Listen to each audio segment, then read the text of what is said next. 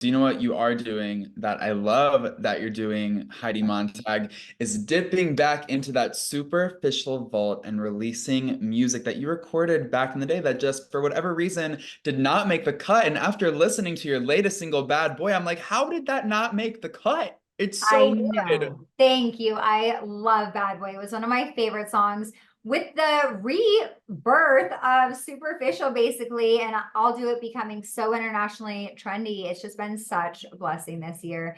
And so we're like, okay, well, let's bring some things out of the vault. And Bad Boy was meant to be on Superficial 2.0. I didn't think that was the only album that I was ever going to put on. I just had Superficial have similar writers, and we had LP and Kathy Dennis and Stacey Barth and Steve Morales. And so it had more of a through line of a sound. So Bad Boy was going to be on a different album, but I love this song. And there are a few more in the vault coming out, and then we'll see where it goes from there. But I love music. I love pop. It's always been the biggest dream of mine. So to see it have such success has been the biggest blessing. One of the songs that I hope you put on streaming soon is your version of Fashion.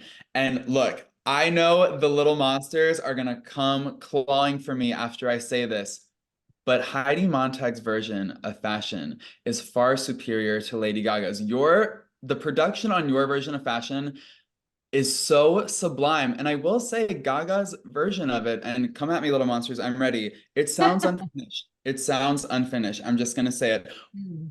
Take us back to that time when you and Gaga were sort of tussling over this song. It's such a crime that yours was not released.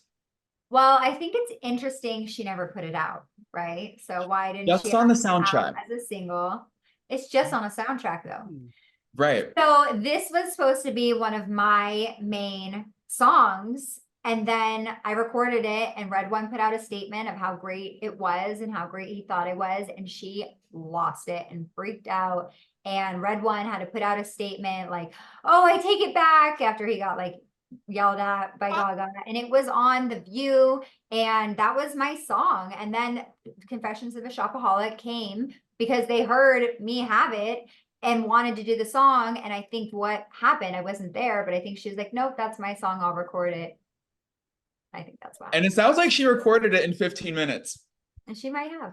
I don't know. Yes. But could we expect your version to officially drop? I don't think I can officially drop it. I Okay, know. I maybe a know. Uh, collab, maybe a Men Fences collab. Gaga, come on, Yeah, girl. come on, Gaga. Let's mend those fences. If Yes. you apologize, it's all good. You don't even need to apologize. Just pull me on stage. It's fine. Wait, but another song of yours that I love because you know I absolutely love your music and I know all the deep cuts and I've been digging through YouTube for years is your version of Dramatic, which Britney Spears also recorded. There's this version where someone has put together your version of Dramatic and Britney Spears' version of Dramatic. Tell us the story behind that song and why you didn't ultimately release it. Was Britney going to release it? Because she never did.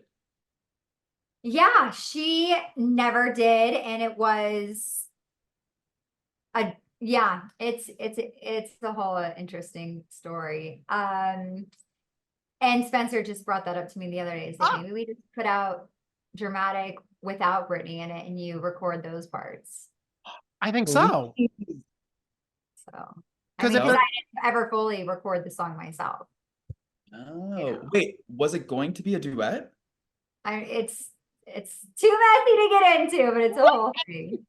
Oh my oh, God, wait, we're gonna have to like unpack this at a later date, Heidi We will. Montag, We because will. But I that's that a would Hydroxycut. that would be Evan's most streamed. I mean, it probably he listens to the YouTube one the most, but that would be that's his dream pairing. so Okay. good. Yeah. Heidi Okay. Montag and Britney Spears, like my two favorite people on the planet. Oh, I love Wait, another song though, before we let you go, it. Heidi. Okay. I just love all these like very interesting stories about like why music ends up with this artist versus that artist. But Reach Out by Hilary Duff was also another song that you were potentially going to record. Obviously, Hillary recorded it. What's the story there? Why did Hillary get it and not you? Because when you listen to Reach Out, it sounds like a Heidi Montag song. It really Yeah. does. Yeah, that was going to be my song, Reach Out and Touch Me.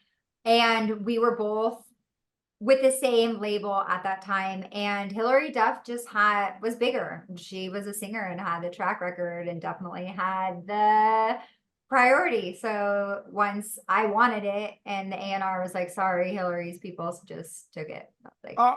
okay, well, sure, no problem. But I got body language instead, and I think I would rather have body language.